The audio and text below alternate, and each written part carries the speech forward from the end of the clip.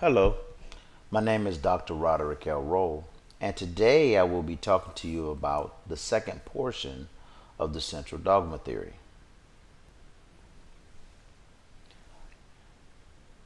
To finish the central dogma theory, let's review some of the key players that are going to be involved.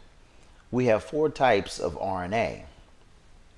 We have RNA primers that we used in DNA replication. We have messenger RNA, we have ribosomal RNA, and we have transfer RNA.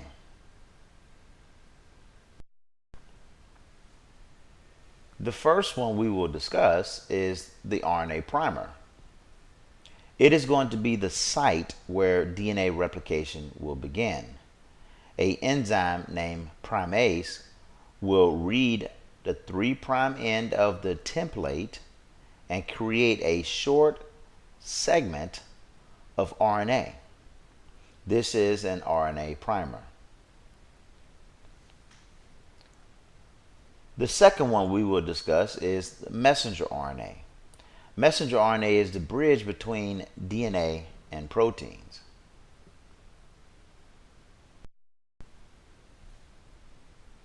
The third type is ribosomal RNA. Ribosomal RNA is part of the ribosome. When the ribosome binds to the endoplasmic reticulum, it is actually two subunits, a larger 60S subunit and a smaller 40S subunit. If we look at the 40S subunit, it is composed of two things, polypeptides and rRNA. The rRNA species is called the 18S rRNA. The rRNA is transcribed and the protein is imported into the nucleus. The ribosomal subunit is then going to be made in the dark staining nucleolus.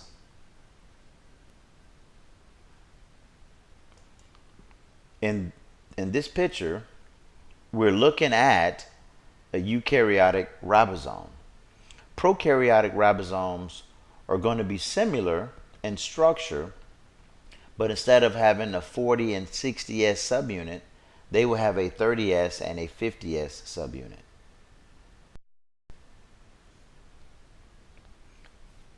Transfer RNA is going to bring the amino acid to the growing chain, the growing polypeptide chain.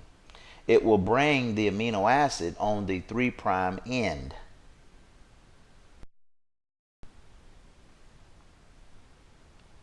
This is an overview of the central dogma theory. You start off with the promoter sequence, right upstream of a gene. You will have the transcription factors bind. They will recruit RNA polymerase II. RNA polymerase II is going to then bind, creating the TIC complex. This occurs on the non-template strand. Then RNA polymerase will read the template strand from 3 to 5 and create a messenger RNA from 5 to 3. This messenger RNA is pre-messenger RNA. It will then have to be processed. We're going to add our 5' cap, we're going to add our poly A tail, and then we're going to cut out all of the introns and possibly rearrange exons. Then the mature mRNA will leave the nuclear pore and go and bind to a ribosome. It will then weave its way through a ribosome and it will dump its cargo, which will be an amino acid sequence, into the lumen of the ER. Eventually, that polypeptide will leave the ER and go to the Golgi apparatus where it will be modified. It will leave the Golgi apparatus and then either be secreted or it will stay in the cytoplasm.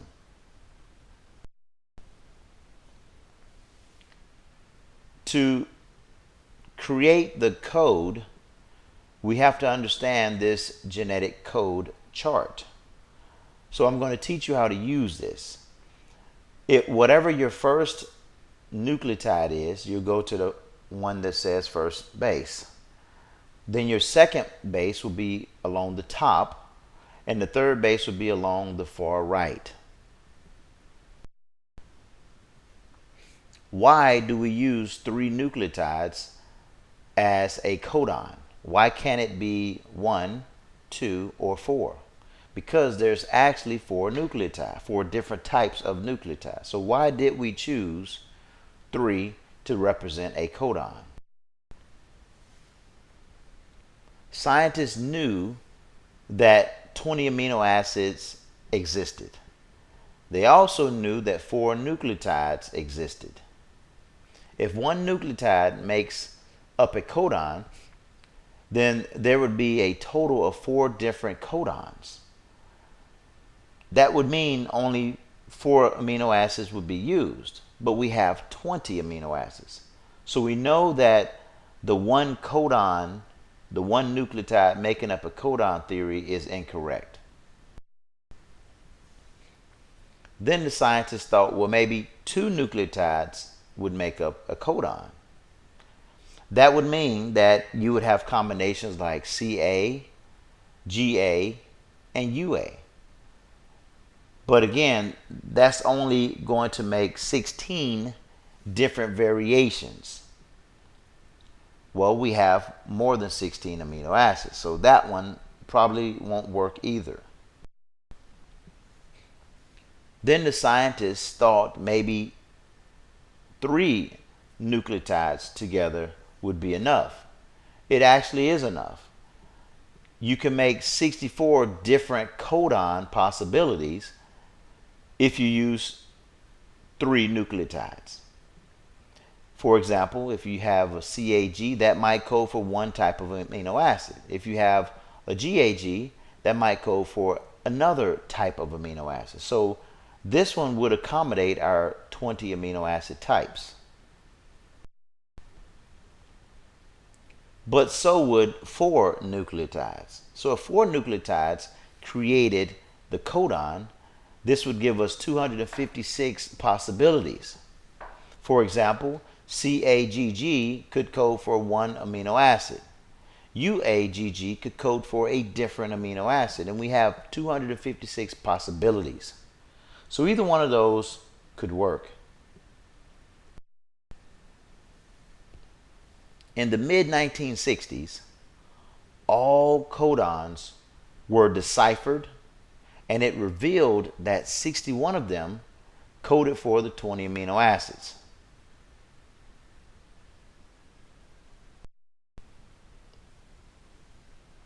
This meant that CAG would code for one amino acid and GAG would code for a different amino acid.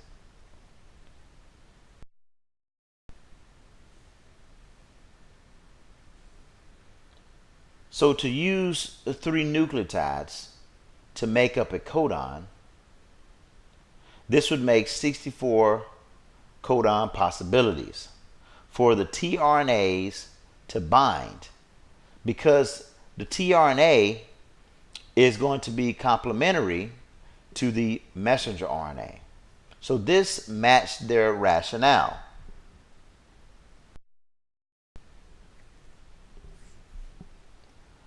Now, out of the 64 possibilities, 3 are actually stop sequences, and they do not code for any amino acid.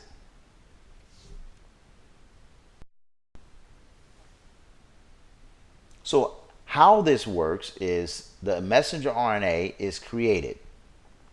The tRNA is going to come and bind to the messenger RNA. Every 3 nucleotides on the mRNA is going to be called a codon.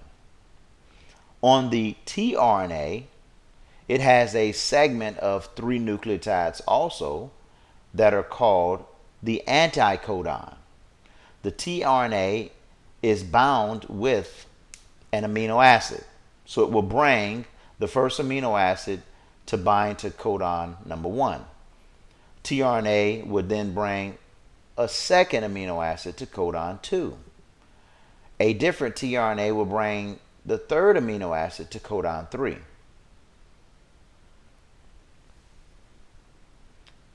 The mRNA codon will bind to the anticodon of the tRNA. In this picture, I have this 3 clover leaf shaped structure called a tRNA, and the most important portion is the anticodon and the 3' end. The 3' end will have our amino acid attached, and the anticodon region will bind to the codon of the messenger RNA.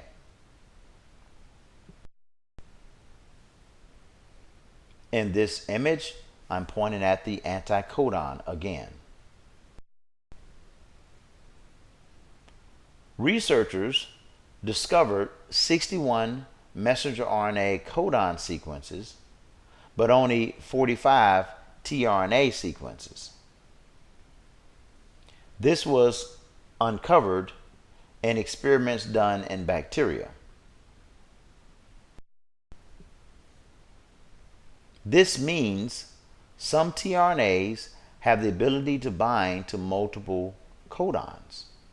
So for example, one tRNA that has an amino acid attached can bind to 2 or maybe 3 codons. This means that tRNA is redundant. In this image, we're just looking at a 3-dimensional structure of tRNA versus a symbol that will be used in your book.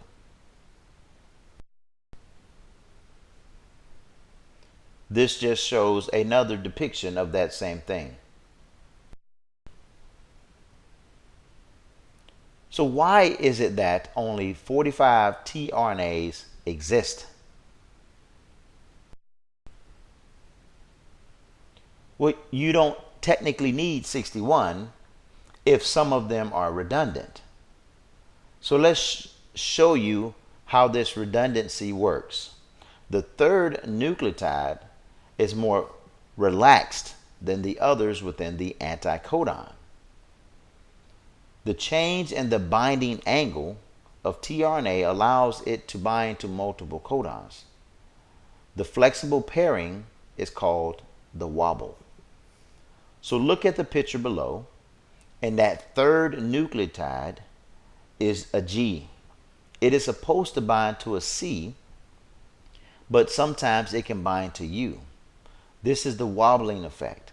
So this makes that one tRNA be able to bind to 2 or 3 different nucleotides.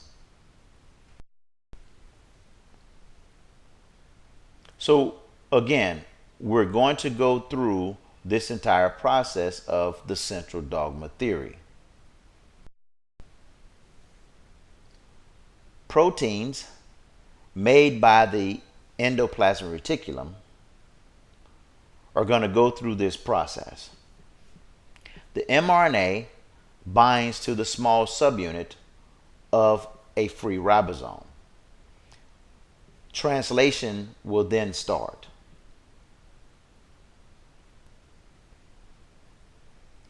A signal recognition particle is going to bind, and it halts synthesis just for a moment.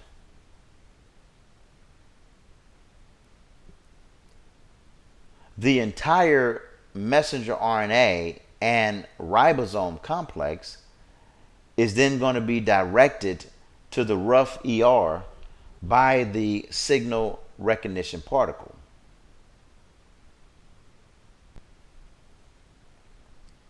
Once the ribosome has bound to a receptor, the signal recognition particle is going to be cut off and released from the growing polypeptide chain.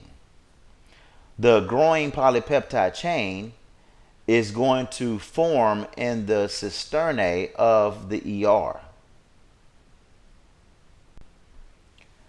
A signal enzyme is going to cut off the signal sequence. The signal sequence is a series of amino acids. So in this image, you're looking at 3 yellow circles. Those are amino acids that must be cut off. Their purpose was to help guide the ribosome to the endoplasmic reticulum. Now that the ribosome is attached to the endoplasmic reticulum, this signal sequence is no longer needed. So the signal sequence will be removed. The polypeptide is released into the cisternae, and modifications will occur to that growing polypeptide. Some such modifications are the addition of sugars. A transport vesicle will then form off of the endoplasmic reticulum. This will contain the polypeptide. This will then leave the ER and go towards the cis side of the Golgi apparatus. Once the transport vesicle reaches the cis side, it will then merge with this Golgi apparatus and go through the cisternae of the Golgi apparatus. Several modifications will occur, and eventually it will leave the trans side of the Golgi apparatus. The ribosome that we're talking about can be bound to the endoplasmic reticulum, or it can be free floating in the cytoplasm. If it is a free ribosome, it is going to make enzymes that function within the cytoplasm or the cytosol. If the protein comes from a bound ribosome, it will be a secreted protein like a hormone or a membrane protein.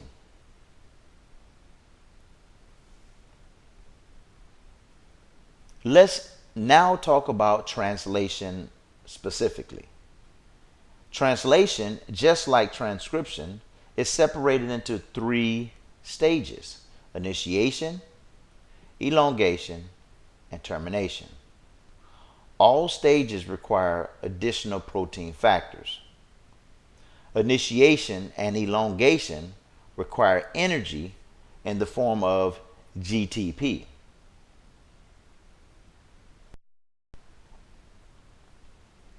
The first stage of translation is initiation.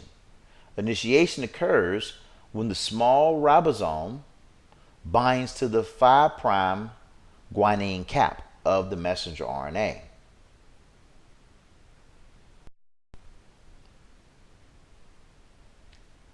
The initiator tRNA with the anticodon sequence UAC is going to pair with AUG that is located on the messenger RNA.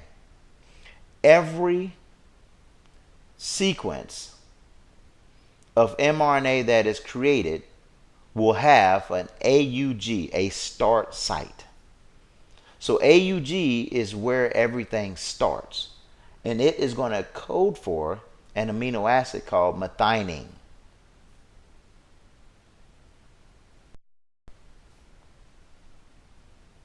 Now that the initiator tRNA that contains methionine binds to the AUG, the large subunit is going to bind and create the entire ribosome complex. Notice that the tRNA is already in the P site. Energy is going to be required to facilitate this reaction. This energy comes from GTP.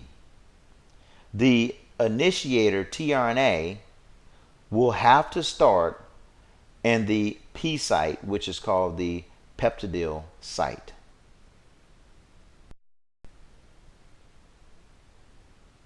The charged initiator, tRNA, is methionine. The amino acyl site is available for the next amino acyl tRNA. So now we have to charge the next tRNA. To charge a tRNA, you have to add the amino acid to the 3' end. Once it is charged, we call it an amino acyl tRNA. It will bind to the A site. So let's run through how to charge the tRNA. An enzyme is going to be used. So in this example, we're going to use an enzyme called tyrosyl tRNA synthase. That enzyme is going to take the amino acid tyrosine and the uncharged tyrosyl tRNA and bring those two entities together.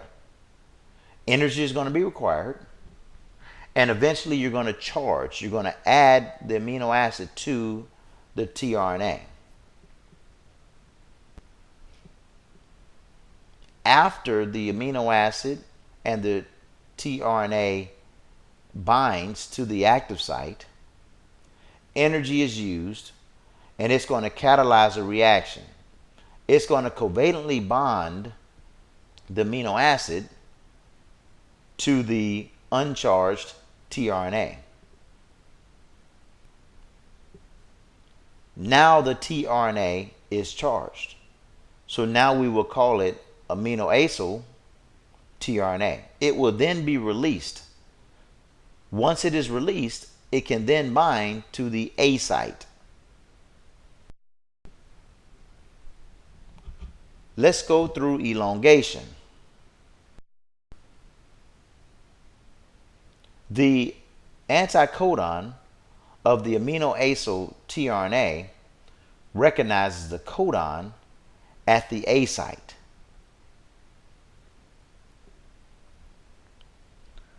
Ribozyme creates a peptide bond between the growing chain on the tRNA to the P site and the tRNA in the A site. So in this picture, you have the growing polypeptide chain. It is attached to a tRNA that is in the P site.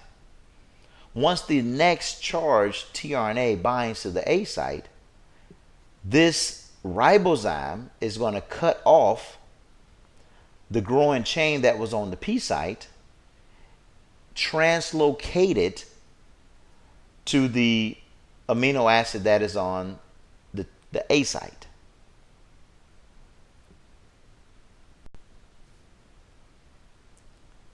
Translocation of the tRNA from the A site to the P site will now occur. So now we're going to take the entire ribosome and shift it.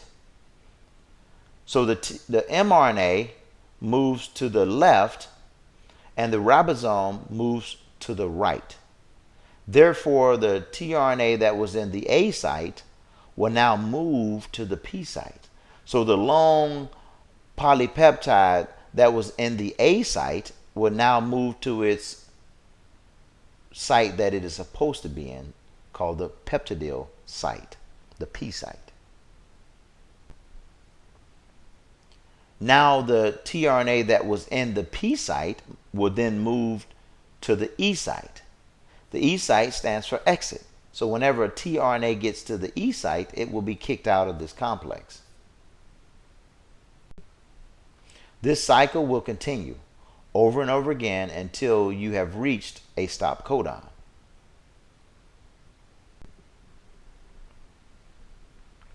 There are 3 stop codons: UAG, UAA, UGA.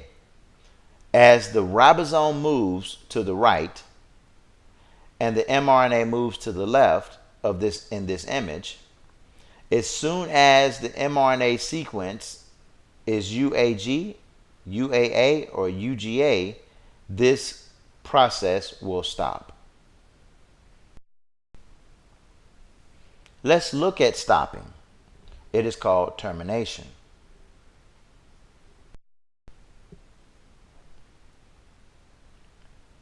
Release factors somehow recognize stop codons and bind to the A site.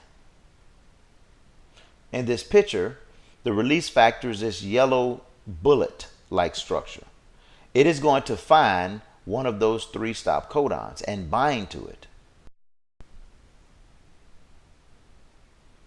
The release factors activate ribozyme, which severs the polypeptide from the final tRNA that is in the P site. This will then release the free polypeptide, and the ribosome would disassociate back into its 40S and 60S components. So let's practice. What is the second amino acid that will be formed? The first amino acid is always going to be methionine, because the first sequence for a codon is AUG. Based on this image, the next triplet is UUU. Utilizing the genetic code chart, you need to find out what will the next amino acid be.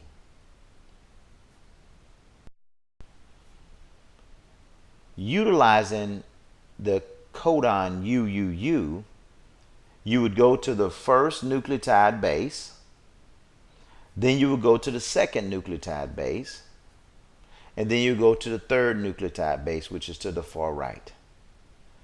So therefore, UUU would give you phenylalanine.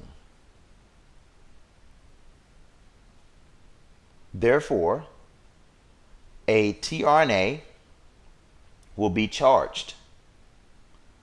Phenylalanine will be attached to it. Then it will then bind to the A site.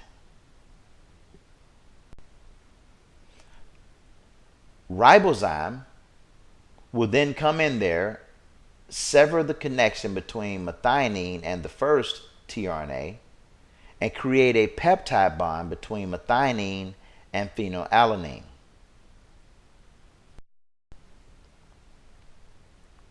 The ribosome will then move to the right. The messenger RNA will move to the left. So what is the third amino acid? If you look at the next codon is ACG. Utilizing this chart, look for ACG.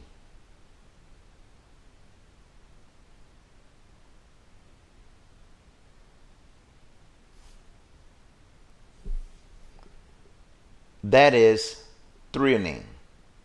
Threonine will be charged, and the tRNA that contains it will land and bind to the ACG.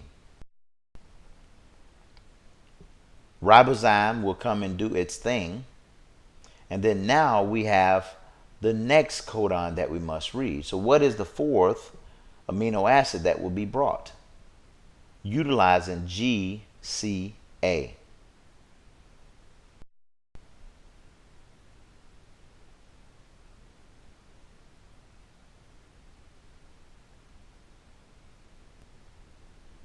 The fourth amino acid to be brought will be alanine.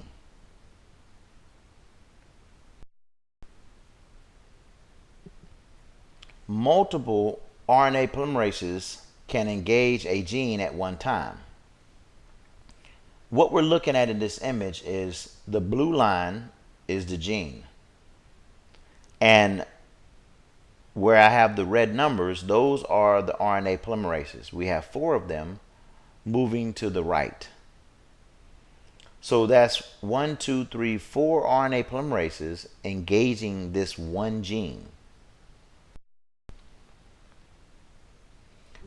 Multiple ribosomes can engage a gene at one time.